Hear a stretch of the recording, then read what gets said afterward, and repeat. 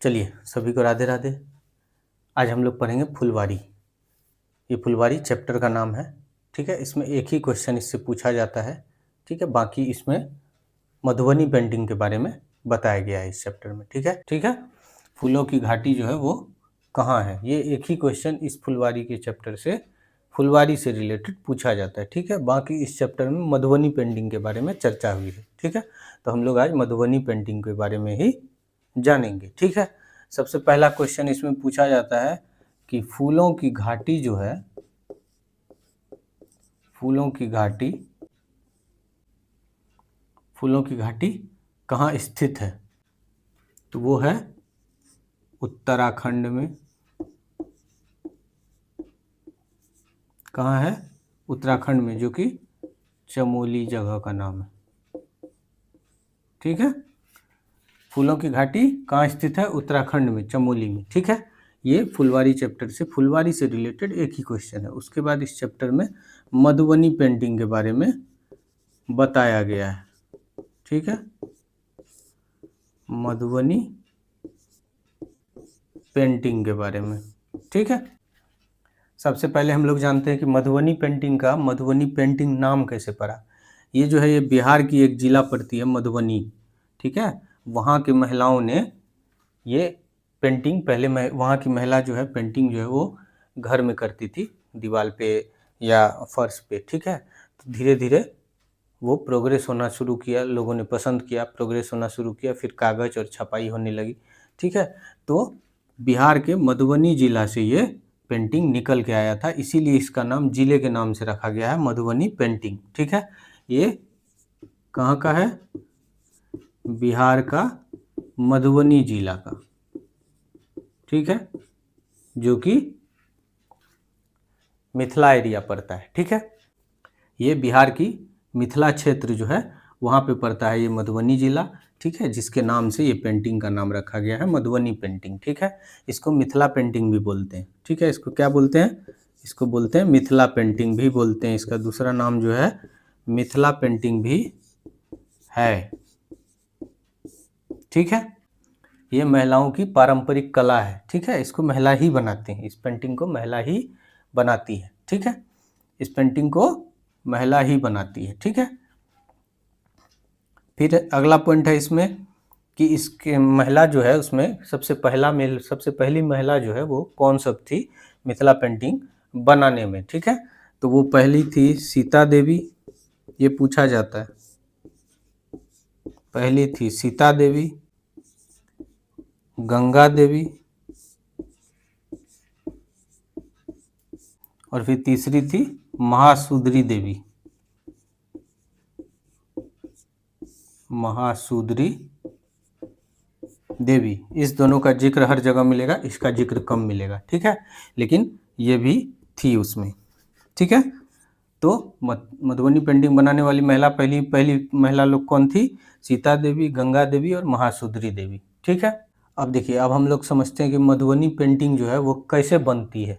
तो चावल के पाउडर जो होते हैं, चावल के पाउडर में रंग मिलाकर, ठीक है,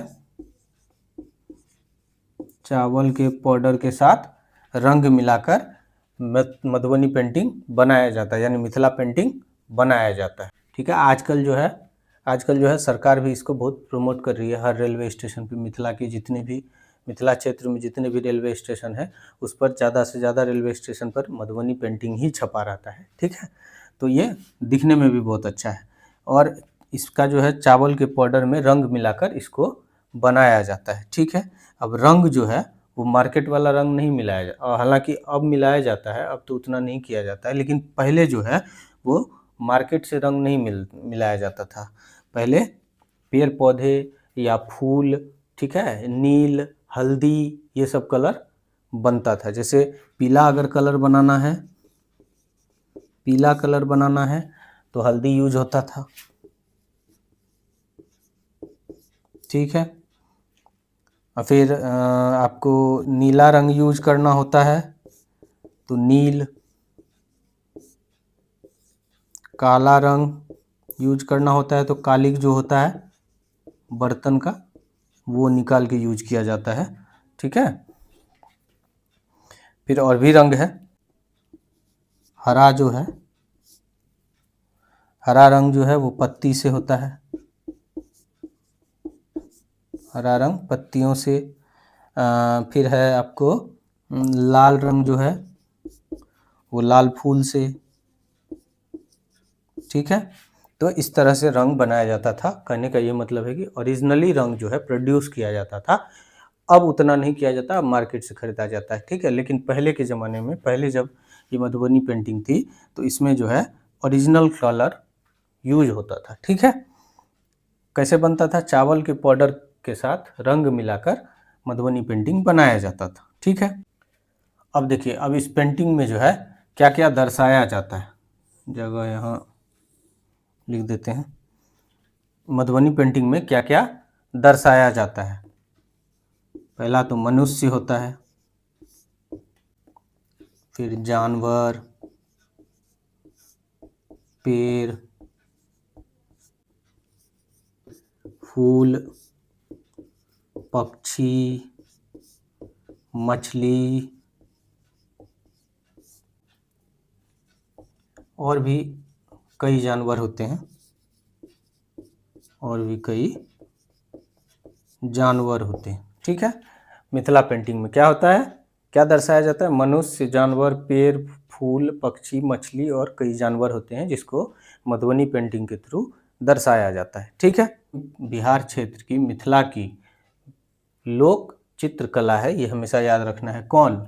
मधुबनी पेंटिंग। ठीक है, इतना ही हम लोगों को पढ़ना है मधुबनी पेंटिंग के बारे में, जो डायरेक्टली क्वेश्चन पूछा जाता है सीटेट पेपर 1 में। ठीक है, एक बार हम लोग दोहरा लेते हैं। फुलवारी चैप्टर है, इस चैप्टर से फुलवारी से रिलेटेड एक ही क्वेश्चन आता है सीटेट पेपर 1 में कि फूलों की घाटी जो है वो कहाँ स्थित है, तो वो उत्तराखंड में है, चमोली में। ठीक है, उसके बाद मधुबनी पेंटिंग का जिक्र किया जाता है इस चैप्टर में। मधुबनी पेंटिंग का नाम जो है वो मधुबनी पेंटिंग इसलिए पड़ा क्योंकि ये जो पेंटिंग है ये बिहार के मधुबनी जिले में पहले के ज़माने में किया जाता था। महिलाएं जो है करती थी, पहले दीवार पे बनता था, फर्श पे बनता था, धीरे धीरे वो डेवलप होते होते कागज़ और छपाई होने लगा। ठीक है, इसको मिथिला पेंटिंग भी बोलते हैं। ठीक है, ये बिहार के मिथिला क्षेत्र के लोक चित्रकला में आता है ये। ठीक है, मधुबनी पेंटिंग या मिथिला पेंटिंग जो भी बोलिएगा, ये दोनों को, मतलब इनको मधुबनी पेंटिंग या मिथिला पेंटिंग जो भी बोलिए,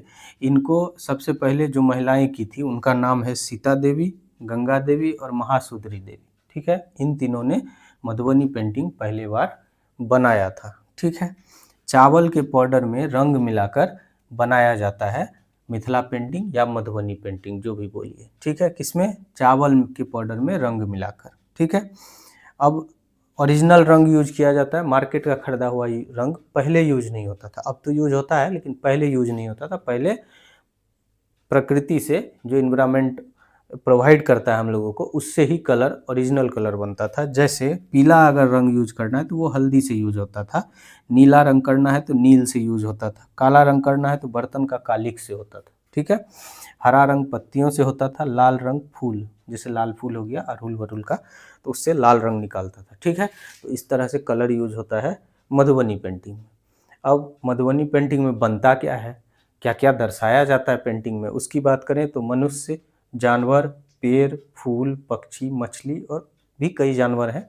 ठीक है, जिसको मधुबनी पेंटिंग में दर्शाया जाता है। ठीक है, इतना हम लोगों को पढ़ना है मधुबनी पेंटिंग के बारे में। ठीक है, इस क्लास को यही रहने देते हैं, फिर मिलते हैं अगली क्लास में। धन्यवाद।